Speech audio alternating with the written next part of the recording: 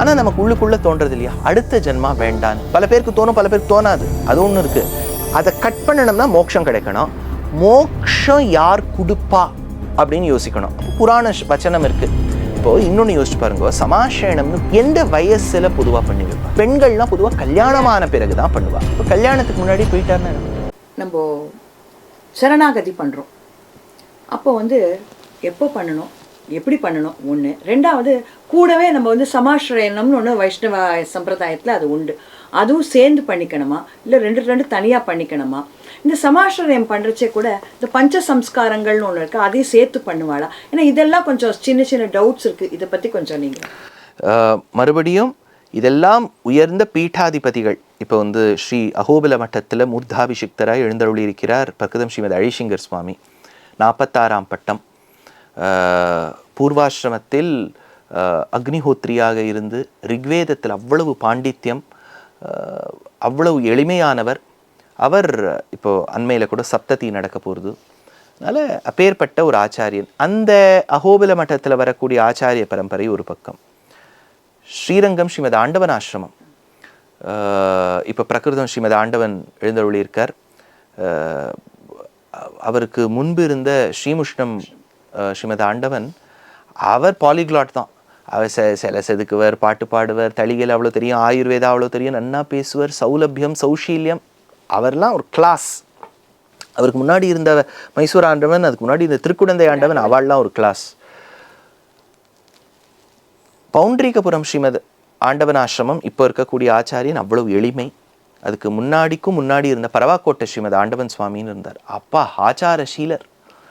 ரங்கப்பிரியா சுவாமின்னு ஒருத்தர் இருந்தார். அது சீலோஸில் இருந்தார். சீலோஸ்னால் அவளுக்குன்னு ஒரு மட்டம்லாம் ஒன்றும் கிடையாது. அவர் அவ்வளவு நன்னா பேசி விஷய ஞானம் தெரிஞ்சவர். பரகால மட்டத்தில் இருக்க ஆச்சாரியர்கள் கேட்கவே வேண்டாம், அவ்வளோ பெருமை. இந்த மாதிரி தென்னாச்சாரிய சம்பிரதாயத்துலேயும் பல ஆச்சாரியர்கள் இருக்கா. வானமாமலை மட்டம், யதுகிரி யதிராஜ மட்டம், இங்கே இருக்கக்கூடிய ஆச்சாரியர்கள்லாம். இந்த ஆச்சாரிய பரம்பரையில் வரவாதான் இவாளை தவிர்த்து திருமாளிகைகள்னு இருக்குது. இப்போ எங்கள் ஆச்சாரியன் இருக்கார் கருணாகராச்சார் சுவாமி, நடாதூரம்மாள் திருமாளிகை. அந்த மாதிரி திருமாளிகைகளில் இருக்க ஸ்வயமாச்சாரிய புருஷாள்னு பல பேர் இருக்கா. ராமானுஜர், ஆளவந்தார் ராமானுஜர், நாதமுனிகள், பாஷ்யக்காரர், அதாவது பாஷ்யக்காரங்கிற ராமானுஜர், பின்னாடி வந்த தேசிகனை பின்பற்றக்கூடிய ஆச்சாரிய பரம்பரையில் 2 விஷயம் தனித்தனியாக வச்சுருக்கோம். ஒன்று சமாஸ்ரயணம்னு பேர், அதுதான் பஞ்சசம்ஸ்காரம்னு பேர். அந்த சமாஸ்ரயணத்தில் பொதுவாக சொல்லக்கூடிய விஷயம் என்னென்னா, பெருமாளை திருவாராதனம் பண்ணணும், தொட்டு திருவாராதனம் பண்ணணும். அப்போ தேக சுத்தி இருக்க வேண்டும். அப்போ தேக சுத்தி இருக்கணும்னா பெருமாளுடைய சங்கு சக்கர பொறி நம்ம உடம்புல பட வேண்டும். இது பெரியாழ்வாரும் திருப்பல்லாண்டில் சாதிச்சிருக்கார். அதனால ஒரு ஆச்சாரியனை விண்ணப்பித்து அவர் சமாஸ்ரயணம் பண்ணி வைப்பார். அப்போது தாஸ்ய நாமம்னு ஒன்று வரும். தாபம், புண்டம், ஸ்ததா நாமன்னு சொல்லிட்டு 5 லட்சணங்கள் வரும். அப்போதுதான் 3 ரகசியங்கள் கற்று தருவா. இது பொதுவாக எல்லா சித்தாந்தத்தை சேர்ந்த நேர்களும் பார்த்துட்டு இருப்பா. ஸ்ரீ வைஷ்ணவ சம்பிரதாயத்தில் சித்தாந்தப்படி, அதாவது நான் சொல்கிறது விசிஷ்டாத்வைத்த சித்தாந்தப்படி இல்லை, சரணாகதியின் ரீதிப்படி 3 ரகசியங்கள் சொல்லப்பட்டிருக்கு. ஒன்று அஷ்டாட்சரம்னு பேர். ஓமிதி வியாஹரேது நமைதி பశ్చాத் நாராயணாயேது உபரிஷ்டாத் ஓமித்யேகாட்சரம் நமஹ இதி 2 அக்ஷரே நாராயணாயேதி 5 அக்ஷராணி. 8 அக்ஷரங்களோடு கூடிய நாராயண மந்திரம். சர்வம் அஷ்டாட்சராந்தஸ்தம்னு ஒரு ஸ்லோகம் இருக்குது. அத்தனையும் அஷ்டாட்சரத்துக்குள்ளே அடங்கியிருக்கு. 2வது கடஸ்ருதாதிகளில் சொல்லியிருக்கக்கூடிய துவயமகா மந்திரம், 2 வரிகளோடு கூடியது. எப்படி நம்ம திருக்குறள்னு சொல்கிறோமோ 2 வரி, துவயம்னு பேர். 3வது பகவத்கீதையில் 18வது அத்தியாயம் 66வது ஸ்லோகத்தில் சொல்லியிருக்கக்கூடிய சரமஸ்லோகம். இது 3த்துக்கும் ரகசியத்ரயம்னு பேர். இது 3மே சமாஸ்ரயணம் பஞ்சசம்ஸ்கார காலத்தில் ஆச்சாரியன் கற்றுக் கொடுப்பார். நீ பகவானை பற்ற வேண்டிய விஷயங்கள் எல்லாமே இந்த 3 ரகசியங்களில் இருக்குது.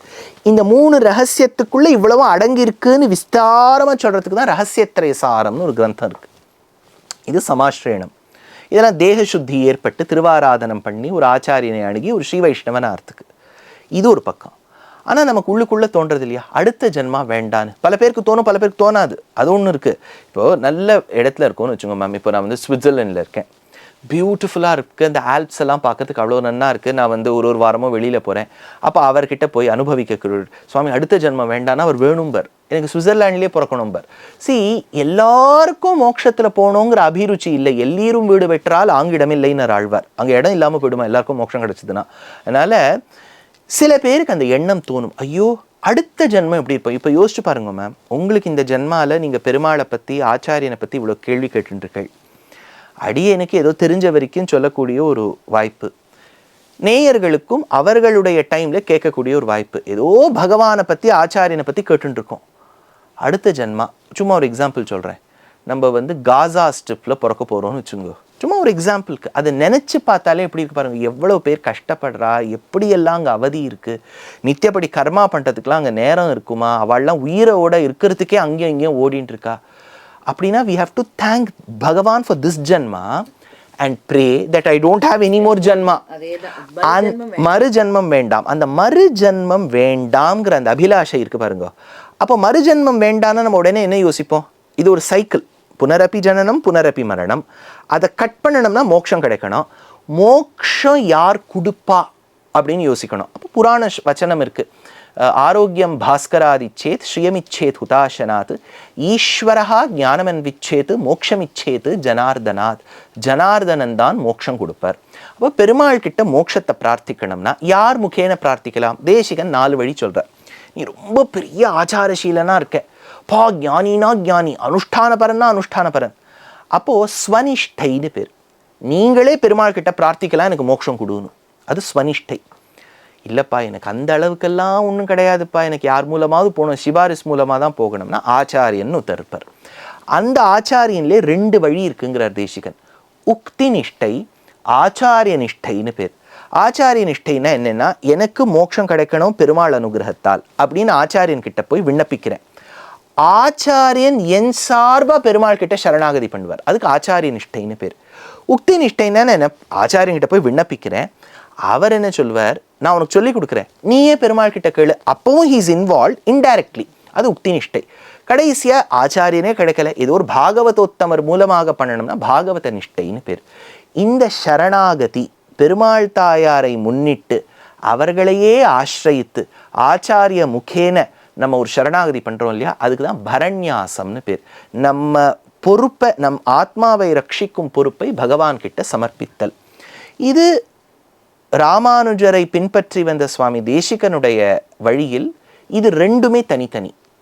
ஏன்னா இதுக்குள்ளே இது 1+1 ஃப்ரீயும் இல்லை, இதுக்குள்ளேயே அந்த ஆஃபர் அடங்கிடுத்துன்னு சொல்லலை.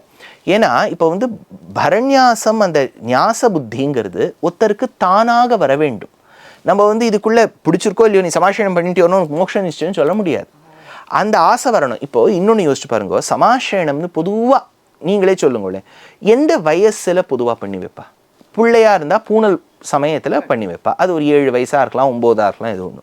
பெண்கள்லாம் பொதுவாக கல்யாணமான பிறகு தான் பண்ணுவா. இப்போ கல்யாணத்துக்கு முன்னாடி போயிட்டாருன்னா என்ன பண்ணுறது? அவருக்கு இல்லையே. அதனால தான் சமாஸ்ரயணம் கேன் வெயிட், பரண்யாசம் டசன்ட் ஹேவ் டு வெயிட். சி பொதுவாக எல்லாரும் என்ன நினச்சின்னு இருப்பானா, சமாஷயணம் பண்ணிட்டு தான் பரண்யாசம்னு. அது ஜென்ரல் ஆப்ஷனாக இருக்கலாம். சமாஷயணம் ஆகிடுத்தா பரண்யாசம். பரண்யாசம்ங்கிறது ஒரு ஞான ஸ்புரணை. அதாவது வந்து your thought is I have to surrender. அது அந்த வந்த சமயத்தில் பண்ணணும். இப்போது ஒரு 4 வயசு குழந்தைக்கு தோன்றதுன்னு வச்சுக்கோங்களேன், ஏதோ ஒன்று பிரகலாதனா நம்ம மாத்தில் பிறந்து கொடுத்து தப்பி தவறி, அதுக்கு பெருமாள் கிட்ட சரணாகதி பண்ணணும்னு இருக்கு. ஆச்சாரியன் சமாஸ்ரயணம் பண்ணி வைக்க மாட்டார். ஏன்னா அதுக்கு 4 வயசு தான் இருக்கு. 7 வயசு ஆனால் தானே பண்ணுவார். ஆனால் பரண்யாசம் பண்ணி வைக்கலாம். சி அதனால தான் நம்ம பெரியவாள்லாம் 2ஆக வச்சுட்டா. இப்போது அடியேன்னு நிறைய பாகவத உத்தமாளுடைய பேசி பழகியிருக்கேன். அதில் ஒரு வித்தவுட் நேமிங் ஒரு பர்டிகுலர் பாகவதோத்தமா யூரோப்பில் இருந்தா. She was suffering from cancer. அப்போ அவள் வந்து அடியனுக்கு கால் பண்ணா, எனக்கு வந்து எங்கள் அப்பாலாம் அந்த காலத்து சமாஷயணம் பரண்யாசம்லாம் பண்ணிண்டார் ஆச்சாரியன் மூலமாக. எனக்கு வந்து ரொம்ப நாளாக நான் இது ஆசைப்பட்டேன், ஆனால் என்னால் முடியல, சமாஷயணம் கிடைக்கல, எனக்கு பரண்யாசம் பண்ணிக்கணும்னு எப்படியாவது அடுத்த ஜென்மம் வேண்டாம். நான் உடனே எங்கள் ஆச்சாரியன்கிட்ட விண்ணப்பித்தேன்.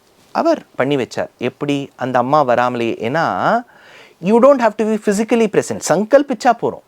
ஏன்னா நீ எங்கே இருக்கியோ ஆச்சாரியன் பிரார்த்திச்சா மோட்சம் கிடைக்கும். ஸோ இப்போ பாருங்கோ, அதனால தான் நம்ம பெரியவாள்லாம் சமாஸ்ரயணம் பரண்யாசத்தை தனியாக வச்சுண்டா.